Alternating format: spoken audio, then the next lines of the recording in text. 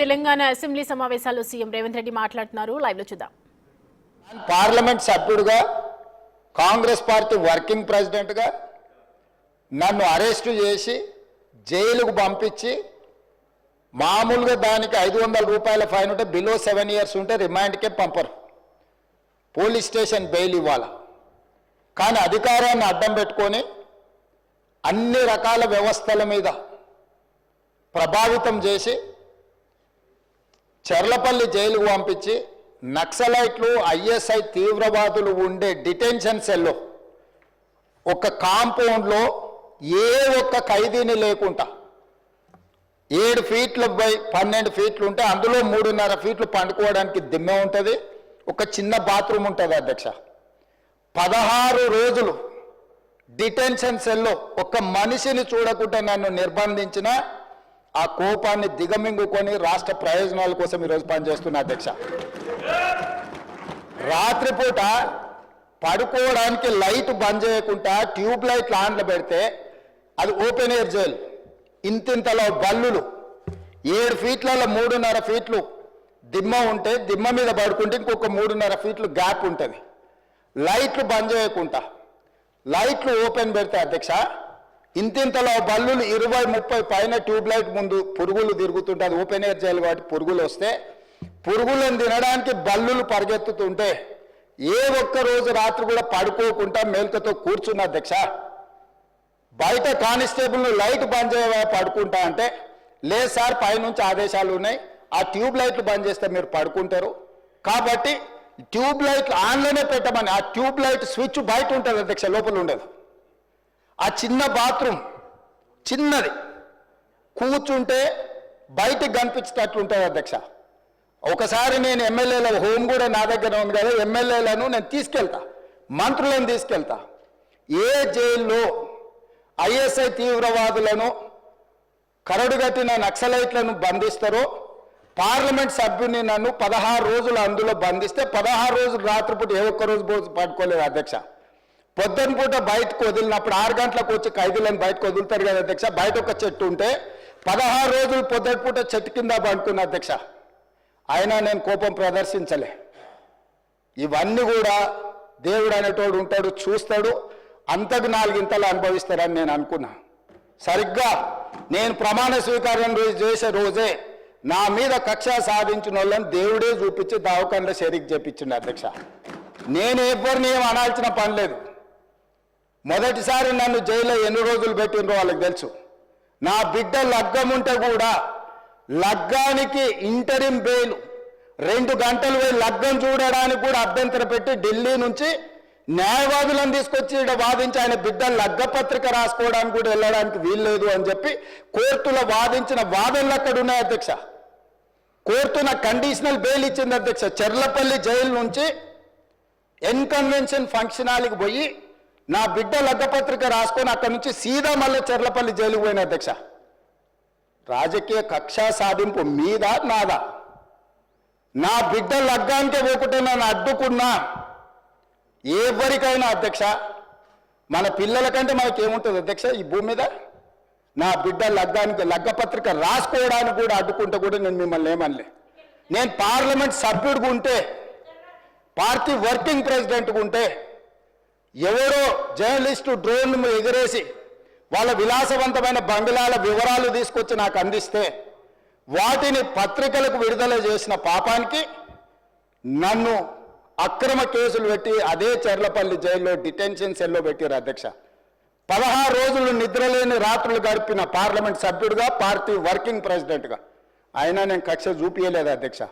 నిజంగానే నేను కక్ష చూపించదలుచుకుంటే మీ కుటుంబంలో ఒక్కరు కూడా బయట ఉండరు అధ్యక్ష. అందరు చెర్లపల్లినే. నేను ఎలా ఎన్నికల ముందు చెప్పినట్టు మీకు డబుల్ బెడ్రూమ్ ఇల్లు మీరు పేదలకు కట్టియలే, మీ గ్యారంటీ కట్టిస్తే మీ కుటుంబానికి డబుల్ బెడ్రూమ్ ఇల్లు అని చెప్పుంటే అధ్యక్ష. ఎన్నికల హామీలు అమలు చేయలేదంటుంది కదా అధ్యక్ష. ఎన్నికలప్పుడు ఈ హామీ కూడా ఇచ్చిన. ఆ కుటుంబానికి చెర్లపల్లి జైల్లో డబుల్ బెడ్రూమ్ కట్టిస్తా, కొడుకు కోడలు అల్లుడు బిడ్డ ఉంటే వేరే వేరే ఎందుకుంటారు, అందరినీ కలిసి ఒకటే దగ్గర ఉండేటట్టు కట్టిస్తాను. కానీ ఆ హామీ కూడా నేను అమలు చేయలే. ఎందుకంటే నేను విఘ్నత ప్రదర్శించాలనుకున్నా. ఈ అధికారం ప్రజలు ఇచ్చింది ప్రజల సంక్షేమం కోసం, తెలంగాణ రాష్ట్ర అభివృద్ధి కోసం, పారదర్శకమైన పరిపాలన అందించడం కోసం నాకు అధికారం ఇచ్చిండ్రు. ప్రజలు ఇంత పెద్ద అధికారాన్ని, ఇంత పెద్ద బాధ్యతను ఈ వయసులో నాకు అప్పచెప్పింది.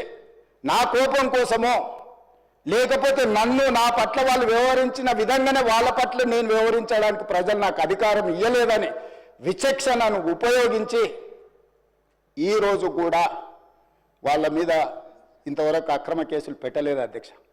కానీ సొంత పార్టీ ఆఫీసులో కూలీ మనుషులను తెప్పించి రికార్డ్ చేయించి పచ్చి బూతులు మీరు తిట్టిస్తే కూడా చెంపలు వలగొట్టేంత శక్తి ఉన్న సంవయనంతో ఊరుకున్న అధ్యక్ష. ఎవరైనా బజార్లో ఏదైనా మాట్లాడితే మాట్లాడిన దాన్ని కూడా సెన్సర్ చేస్తాం. బూతులు మాట్లాడినప్పుడు ఒక బీప్ పెడతాం అధ్యక్ష, టెలికాస్ట్ చేయొద్దని. కూలీ పైసలు ఇచ్చి కిరాయి మనుషులను పెట్టించి మీరు పచ్చి బూతులు మాట్లాడిచ్చినా నేను ఏమాత్రం కూడా కక్ష సాధింపు చర్యలకు పాల్పడలేదు అధ్యక్ష. కాబట్టి ఈరోజు మేమేదో కక్షా చర్యలకు పాల్పడుతున్నట్టు, మేము కక్షా చర్యలకే పాల్పడితే ముఖ్యమంత్రికి ఉన్న విశేషమైన అధికారాలతో మీరు ఒక్కరైనా బయట ఉండేటోళ్ళ. ఈరోజు తెలంగాణ సమాజం అన్నిటిని గమనిస్తుంది. ఎక్కడికి వెళ్ళానో అని అడుగుతూ ఇంకెన్ని రోజులు బయట వదిలేస్తావని తీసి లోపలే. అసలు నువ్వు లోపలేస్తావనే కదా నీకు ముఖ్యమంత్రి పదవి చేసింది, నువ్వెందుకు ఇట్లా సమయం పాటిస్తున్నావు లోపలేయమంటే కూడా నేను ఏ రోజు కూడా అటువైపు పోయలేదు అధ్యక్ష. అదేవిధంగా ధనిక రాష్ట్రం, మేము హామీలను అమలు చేసినాం. ఇక మేము సత్యహరిచంద్రుడు కూడా మమ్మల్ని చూసే నేర్చుకోవాలి, ఆయన కూడా మమ్మల్ని ఆదర్శంగా తీసుకోవాలి. ఇట్లాంటి మాటలు మాట్లాడుతూ పర్వాలేదు, వాళ్ళ గొప్పతనాలు వాళ్ళు చెప్పుకుంటే నా ఇప్పు నువ్వు గోకు, నీ ఇప్పు నేను గోకుతా అనే పాలసీలో వాళ్ళ గురించి వాళ్ళు గొప్పలు చెప్పుకుంటా అంటే నాకు అభ్యంతరం లేదు. కానీ ఒకటి రెండు విషయాలు, తెలంగాణ సమాజం వ్యవసాయ కూలీలు, వ్యవసాయ రైతులు, వ్యవసాయం మీదనే ఆధారపడ్డ ప్రజలు తెలంగాణలో దాదాపుగా 70% ఉన్నారు. 2014 ఎన్నికలలో ఘనత వహించిన చంద్రశేఖరరావు గారు రైతులకు ఇచ్చిన హామీ ₹1,00,000 రుణమాఫీ చేస్తా అని అధ్యక్ష. ఎన్నికలయ్యి అధికారంలోకి వచ్చిన తర్వాత ఏకమొత్తము ఏకదాటిగా ₹1,00,000 మేము రుణమాఫీ చెయ్యము, 4 విడతలుగా చేస్తామన్నారు అధ్యక్ష. ప్రతి సంవత్సరం మేము 25,000 4 విడతలే చేస్తామన్నారు. వీళ్ళు మొదటి 5 సంవత్సరాలు 2014 నుంచి 2018 వరకు ఎన్నికల వరకు వీళ్ళు చేసిన రుణమాఫీ ₹16,143 కోట్ల అధ్యక్ష. ఇందులో 4 విడతలుగా వీళ్ళు రుణమాఫీ చేసినందుకు, 4 సంవత్సరాలు వాయిదాల మీద చేసినందుకు దాదాపుగా మిత్తి కింద ₹2,630 కోట్ల పోయింది అధ్యక్ష. నికరంగా మిగిలింది వీళ్ళు చేసింది మొదటి 5 సంవత్సరాలలో ₹13,514 కోట్ల అధ్యక్ష. మొదటి విడత 5 సంవత్సరాలు కలిపి వారు చేసిన రుణమాఫీ. రెండవ విడత మళ్ళీ చెప్పింది అధ్యక్ష, మొదటిసారి చేయలేకపోయినాం, రెండవసారి గ్యారెంటీగా చేస్తాం, ఈసారి మమ్మల్ని నమ్మండి అన్నారు. సరే, ప్రజలు తెలంగాణ వాళ్ళు మంచోళ్ళు, మొదటిసారి పాపం కొత్తగా వచ్చిన రాష్ట్రం ఇప్పుడిప్పుడే సంసారం మొదలు పెట్టారు, రెండోసారైనా ఇచ్చిన మాట నిలబెట్టుకుంటారు కదా, మొదటిసారి చేసిన తప్పు చేయరని ప్రజలు రెండోసారి కూడా వాళ్ళని కనుకరించారు, వాళ్ళకి అధికారం ఇచ్చింది అధ్యక్ష. రెండోసారి ఏం చేసింది అధ్యక్ష, మొదటిసారైనా 4 సంవత్సరాలు ప్రతి సంవత్సరం కొంత 4 సంవత్సరాలు ఇచ్చింది అధ్యక్ష. రెండవసారి 4 సంవత్సరాలు ₹1 ఇవ్వాలి అధ్యక్ష. ఆఖరి సంవత్సరంలో వాళ్ళు చేసిన రుణమాఫీ ఎంత అంటే 21,35,557 మంది రైతులు అధ్యక్ష. రైతుల నెంబర్ మళ్ళొకసారి వినండి అధ్యక్ష, 21,35,557 మంది రైతు కుటుంబాలకు 11,909 కోట్ల రుణమాఫీ చేసిండ్రు అధ్యక్ష. ఎప్పుడు? 4వ సంవత్సరంలో. ఈ 11,909 కోట్ల రుణమాఫీలో మిత్తి కింద 8,515 కోట్ల పోయింది అధ్యక్ష. కొండ నాలుకకు మందేస్తే ఉన్న నాలుక ఊడిపోయిందని వీళ్ళు 11,909 కోట్ల రెండవ విడత 4 సంవత్సరాల తర్వాత రుణమాఫీ చేస్తే 4 ఏళ్ళు వీళ్ళు 0 రుణమాఫీ చేసినందుకు మిత్తి కింద 8,515 కోట్ల పోయింది అధ్యక్ష. రెండు కలిపి 10 సంవత్సరాల వాళ్ళ పరిపాలనలో 2 సార్లు అధికారాన్ని ప్రజలు వాళ్ళకు అప్పచెప్తే రెండోసారి 3,394 కోట్లు, మొదటిసారి చేసిన రుణమాఫీ 2 కలిపితే 10 సంవత్సరాలలో 16,908 కోట్ల వాళ్ళు రుణమాఫీ చేసిండ్రు అధ్యక్ష. 10 సంవత్సరాలు. మొదటిసారి 1,00,000, రెండవసారి 1,00,000. మొదటిసారి విడతల వారిగా, రెండవసారి 4వ సంవత్సరంలో చేసిన రుణమాఫీ 16,908 కోట్ల రూపాయలు అధ్యక్ష వాళ్ళు చేసింది. ఇక నన్ను అడుగుతున్నారు, నువ్వు ఎన్నికలలో హామీ ఇచ్చినావు కదా, నువ్వు చేసినావా చేయలేదని. నేను అది కూడా చెప్తా అధ్యక్ష.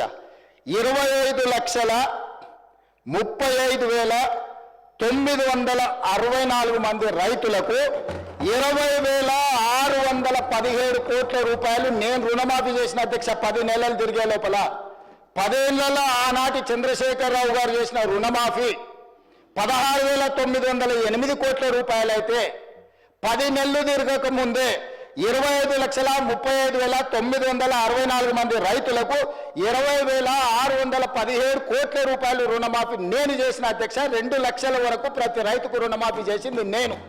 ఇవాళ తమ ద్వారా వారిని అడుగుతున్న అధ్యక్ష, నేను 10 ఏళ్లలో మీరు చేసింది